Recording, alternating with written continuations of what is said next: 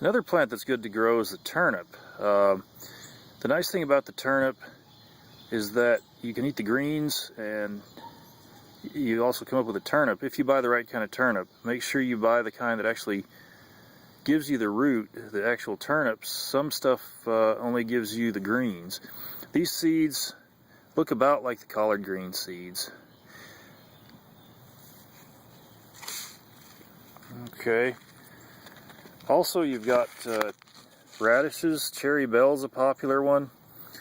Seeds are a little bit bigger. The nice thing about radishes is they'll grow in a month if you get the red round ones. You know, kind of your normal radish. If you get the ones that look like a carrot, those I think take 2 months. They take longer. So they're also resistant to cold, so that's a good, your different radishes are good things to grow just because they're so fast. Now at the end of the last video we were talking about fertilizer, and we'll go a little bit over fertilizer here. I just bought this at the dollar store. There you can see it's $3.50. I don't know, the name brand means a lot. Notice the 5-10-5. That's kind of how fertilizer is measured, is with 3 numbers. The first number is nitrogen. The second and third numbers are phosphorus and potassium, I believe in that order. Those are your top 3 plant foods, plant needs. Fourth and fifth are calcium and magnesium, I believe. The calcium you can get, you might want to throw some eggshells in your garden. Somebody was talking about putting Tums.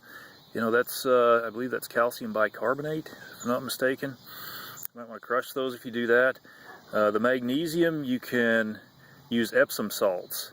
There's directions if you go to the grocery store and buy Epsom salts. You can use that for fertilizer. I think it's like a teaspoon or a tablespoon for a gallon of water. Anyway, so that's some stuff you can do. Let's talk about, I'm going to talk about something that I think is pretty cool that I do. These collard greens, they don't get killed in the winter around here.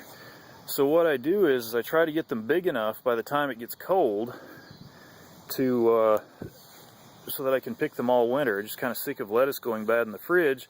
I'll just come out, pick a couple of leaves off, and eat them, and make a salad. That's kind of what I do. Then I'll just wash them, chop them up, eat them in a salad. I'll plant maybe sometime in August from seeds, and then usually they're big enough and you can kind of pick them all winter because they don't die here. And you say, well, I live in a colder climate. Well, that may be true for a lot of you, but there may be something you can grow all winter, even if you are in a cold climate. So that's kind of a different strategy. You know, you might not think of fall gardening too much, but you can do that. As far as when to plant, I think probably we'll cover when to plant in the next video. So stay tuned.